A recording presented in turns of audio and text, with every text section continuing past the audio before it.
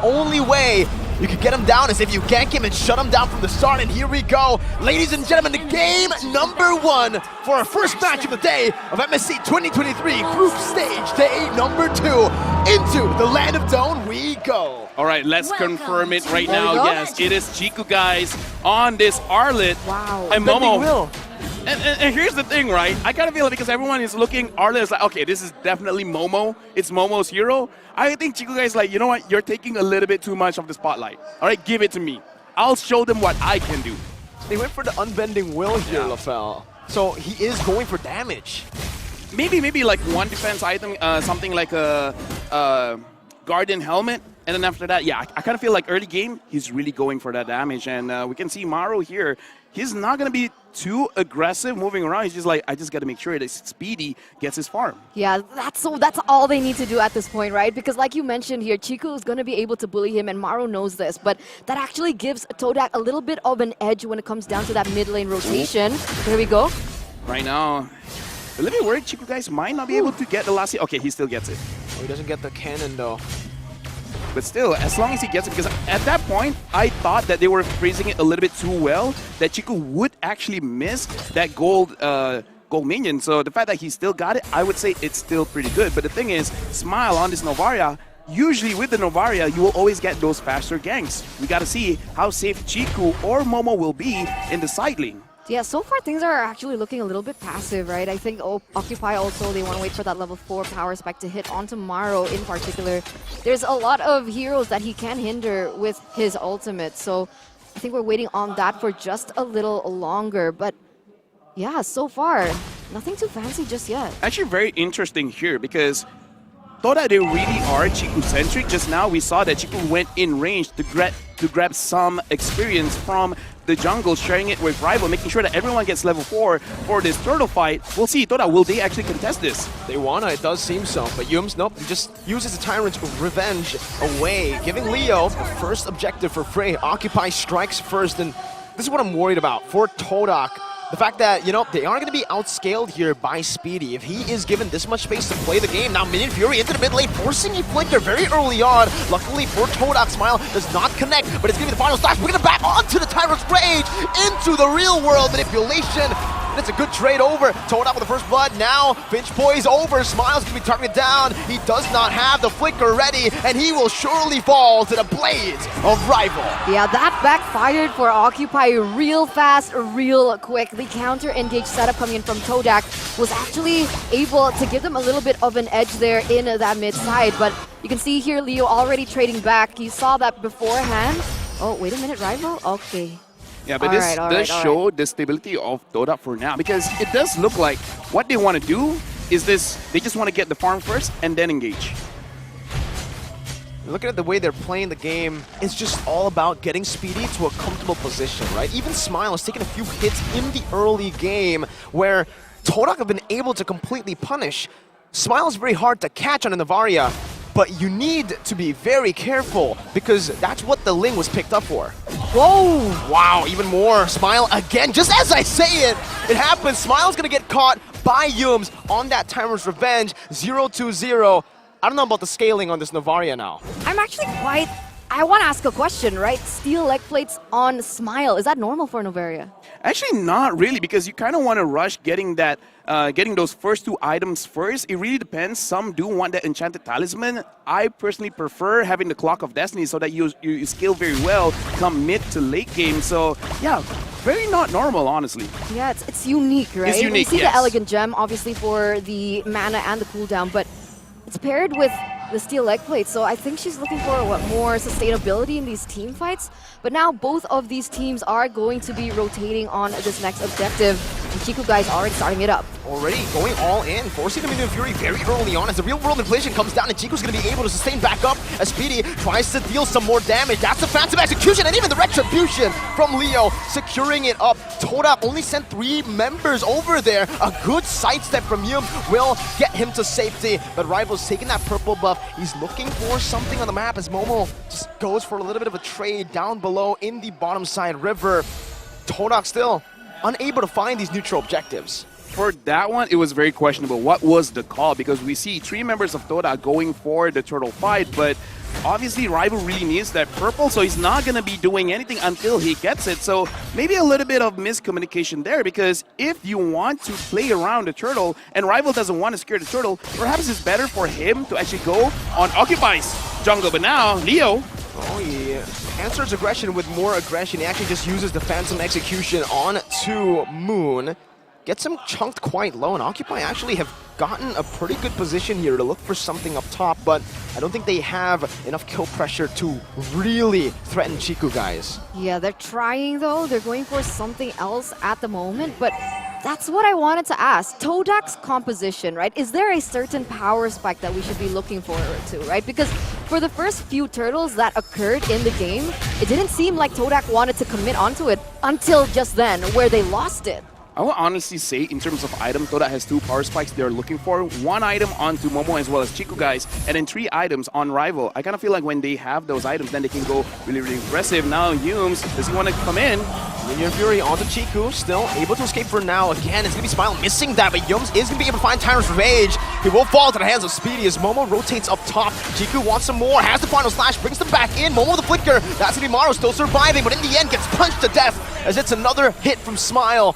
But there is no more follow-up. It's TODAK winning in these trades. In terms of kills, Leo even stealing away from the purple buff from Rival. He did use his Retribution, but Rival did too.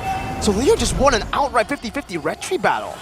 Yeah, looking at the situation now, I thought that they're making quite a lot of decisions that is very, very risky, which is kind of the TODAK Langa flavor. But again, it's like going up against Occupy. I don't know whether they're really just trying to force things out and then see how would they respond. And now Leo gets caught just a little bit by Yumes, but not enough damage just coming in from Chiku. Okay, at this point, we have a few seconds left until the Retribution gets picked up, but Leo is just constantly on these objectives, right? He's on the next turtle already.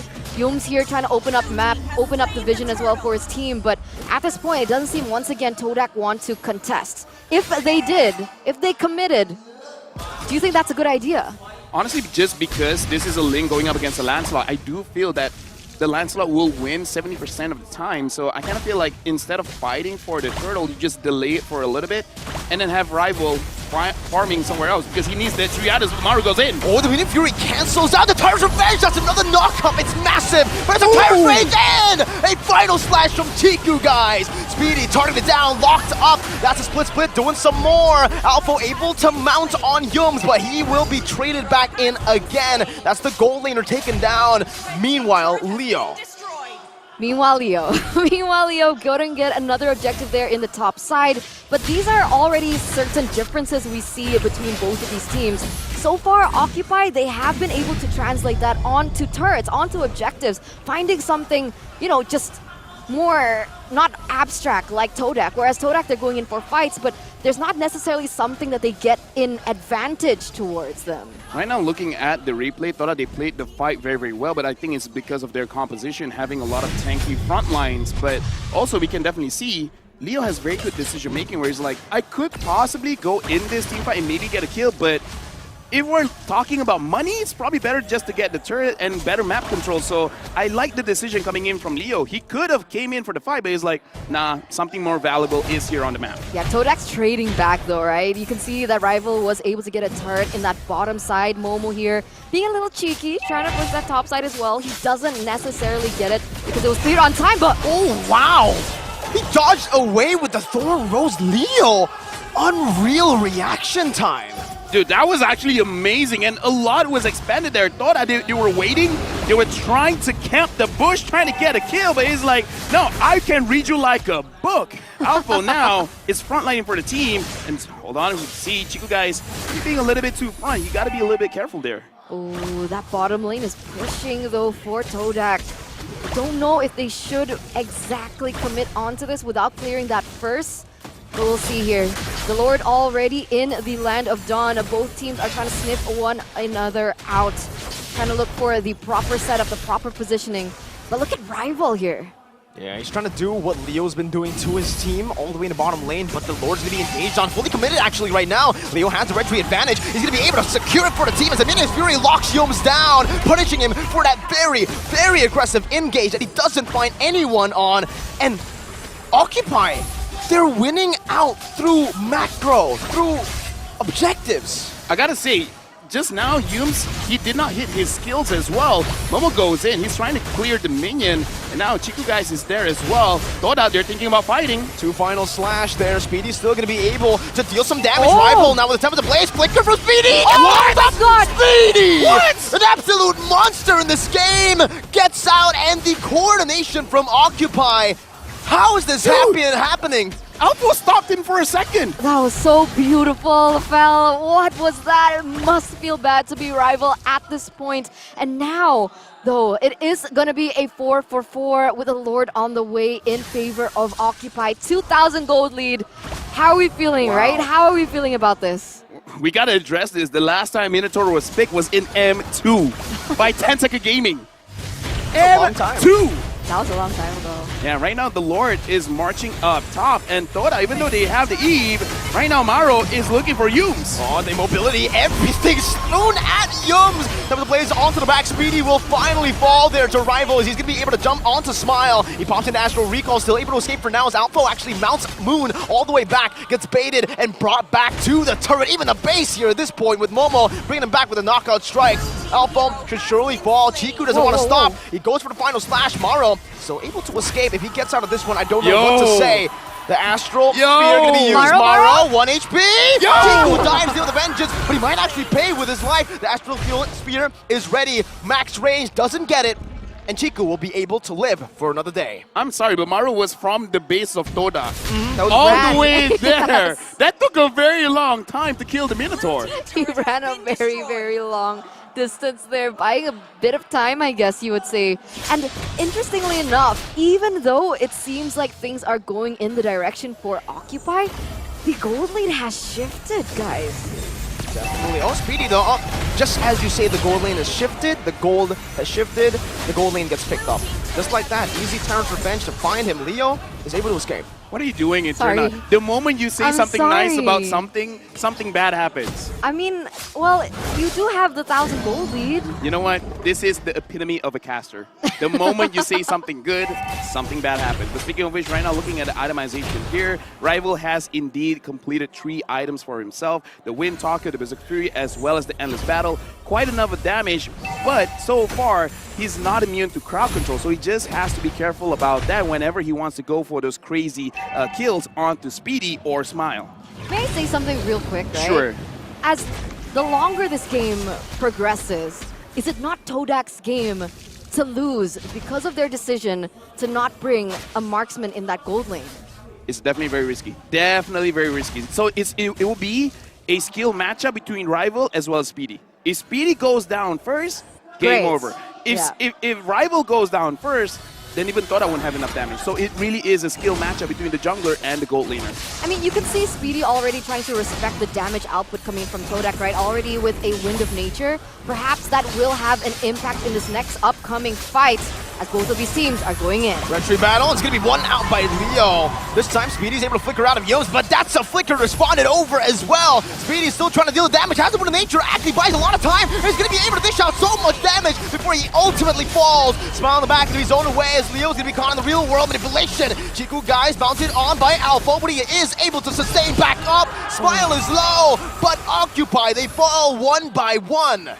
We can definitely look at how TODAK is approaching this game. You know what, objectives is great and all, but we want kills. We are TODAK longer, and they understand Speedy is the main problem. As long as Speedy is taken care of, then everyone can go in. We see Yums goes in first, being that distraction, but really, the game changer was Moon. Creating that space, creating that box, making sure that Speedy has nowhere to go, making it so that Rival can come in. In fact, we're going to look at the replay right here where, sure, the Lord was secured, but look at the way that Moon, if he did not drop that real-world manipulation, I honestly feel like Speedy could have outplayed that. Oh, you're right, you're right. He was at the right moment, at the right time.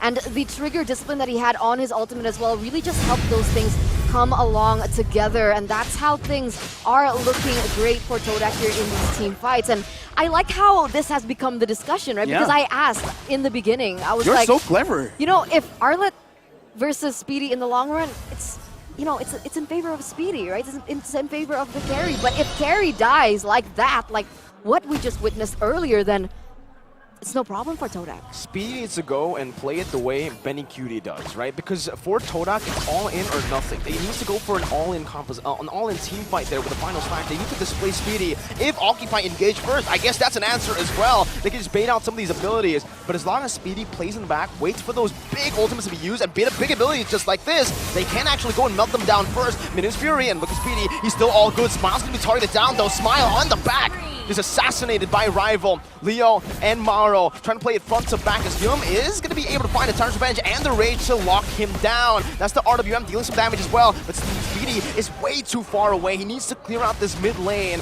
Luckily for Occupy, there's no objectives for TODAK to take, but they got to be really careful. Smile has been so vulnerable. Right now, honestly, Alpha is doing a pretty good job as a glue, making sure that he's isolating the targets, namely Moon here, but TODAK kind of like figured out what they're trying to do. So, Rival, you can solo, you can 1v4. Everyone else is going to try their best to either protect Moon or protect Chiku guys. Right now, looking at the in-game equipment as well, let's look at Speedy, where he's basically full build, is only waiting on that Rose Gold meteor. But again, the thing about carry is that you're very short range, so you just got to make sure that when you go in safe. And with Rival playing the way that he's playing, it's kind of hard to play safe right now. Yeah, Rival's scary. Rival's very scary for Speedy and for Smile. And that's what I wanted to talk about in the drafting phase, right? Novaria, sure, she's broken. She has the range, she has the utility, and she just has everything in her kit. But the problem is her mobility is so bad, and she barely has any defense or escape mechanism. So, oh, whoa. Chiku, guys, is he okay?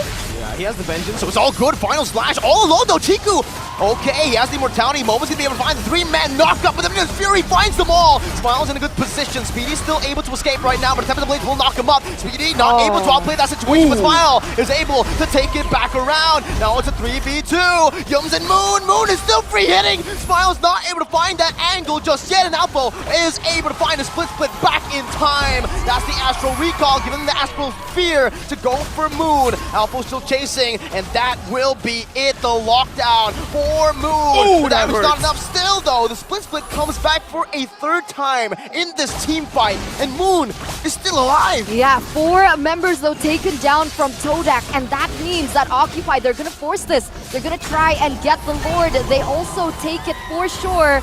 And once again, another objective in the hands of Occupy. I gotta say, man, Occupy played that very, very well because they're like, yo, we think they're gonna engage. So let's just kite back a little bit, try to bait out a lot of skills. Once the final slash is out of the way, they all in onto Chiku guys. I'm pretty sure even he was surprised that he died that fast. And then after that, TODAK's gonna come in just one by one, making sure they get the kills onto TODAK, and then it's like, okay, you know what? We're all good. No one is around to fight us again. Now we go for the Lord.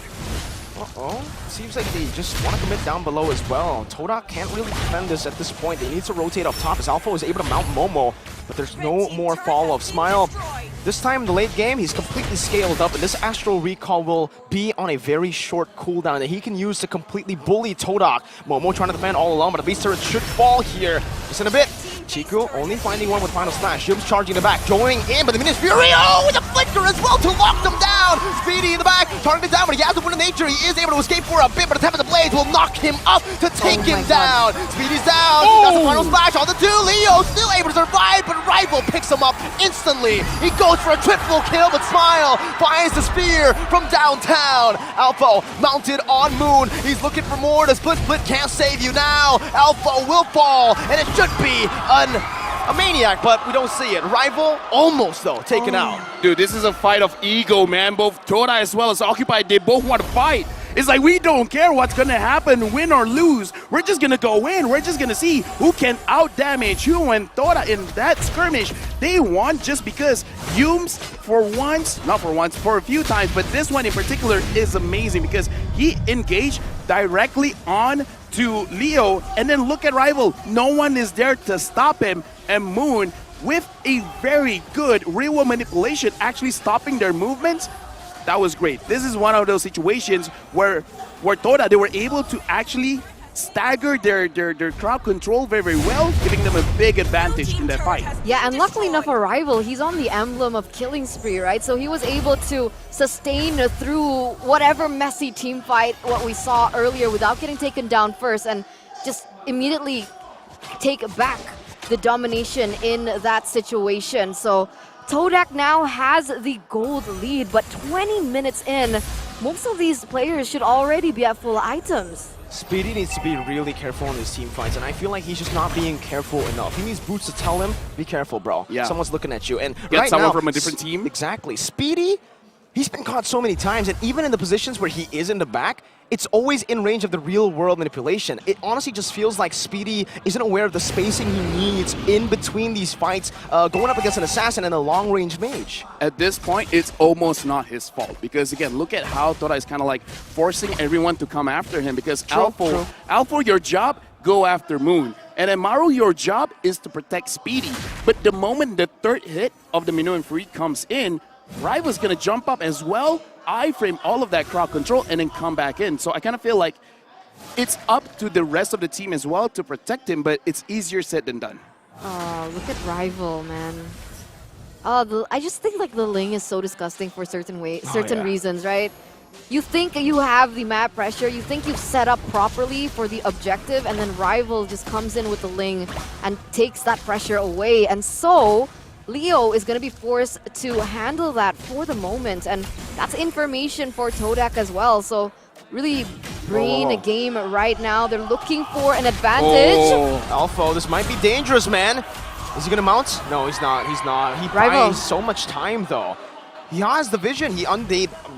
Occupy now know where TODAK are, but whoa, Maru still goes for it. Yums is able to find a rage, and in the back, Smile completely targeted free. Winter Truncheon popped in early. Leo's not going to be able to save him this time. He buys the immortality, but Smile, he gets out with a flicker. Real world manipulation locks him down. Speedy's still able to free hit for now, but he's not in range to free hit. And TODAK just get a free trade, despite Alpha already revealing to his team everyone's position. This is what happens when TODAK already got their items, and I like that they understand they can't go for a 50-50. Going up against Leo? No. That's not what you should be doing. You should be going for the fights. You should be going in for the kills. And now Rival looks like he's very comfortable. He's like, yeah, you know what, guys? Just give me time, and I'll deal with the rest. Man, yeah, Rival has just been so annoying to Occupy. Moon as well, honestly. True, yeah. But like the follow-up from Moon is annoying, right? And this is what I wanted to see, the in-game equipment here in the 22nd minute. What stands out? What stands out to me is the fact that everyone has like, what, 13, 12,000 gold ahead. So now we're going to see a lot of items swapping after this. The Novaria, I kind of feel like for a better roam boots, instead of going for the dire hit, I kind of feel like in this situation, just have encouragement so that you have extra damage on Speedy, where encouragement gives you more attack physical stats as well as attack speed. Even though, yes, for now, it looks like Speedy should be around capped on his attack speed, but maybe that extra damage could really help the team out. I think even the poke here, they need to utilize it. They haven't been able to utilize it here in Alpha. Oh, good cancel with the split there, baiting out the real world manipulation and the Tyrant's Rage, as that's the Evolved Lord. He's going to be able to charge down in the mid lane. TQ finds the final slash, but Minion Fury knocks 3 of them up. Disengaging properly for Occupy right now. Phantom Execution clearing out this mid wave, but there is still another wave in the bottom lane and that top lane. Alpha engaged on, that's the CC coming in. Final slash, bring him back, has the immortality right now, as that's also Leo jumping in to try to give his XP laner a bit more space to survive. 3 base turrets down. TODAK are looking for more, but they might have to just back up and play for the next Lord. Yeah, they don't have the resources to do so, but Moon already has her ultimate here. Not really sure if they want to commit with that. Looks like they are going to go back up, but you look at him charging. Honestly, right now is actually a very bad spot for TODAK because Rival, he's always been flanking.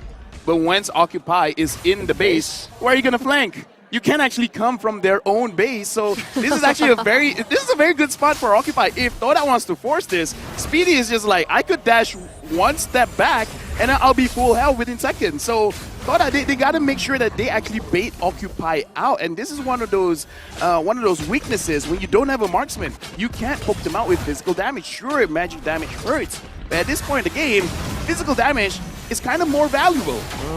Minion Fury already used up earlier though. That's a 2-man knockup. There's no more follow-up. Double man stun from Chiku. So looking for to find a splash, but he's not going to be able to find a range right now. Speed is going to be in the back, targeted down. He doesn't have anything else. He uses Word of Nature. They step too far off of the base, and Smile's not able to find the Astral Spheres on. Leo loses his immortality, buys a bit of truncheon, is able to pop it right before he dies, buying some more time, but in the back, the team is getting melted down by Moon, poked down, and brought back to the team by Chica with the final slash. Alpha has the immortality. The base is wide open. Rival's going to go for the turret lock right now. Smile tries his best to defend with the truncheons, the juggling, but it does not matter. TODAK, with their clashes, with their skirmishes, they take game number 1. TODAK Longar strike first here in this series of a best of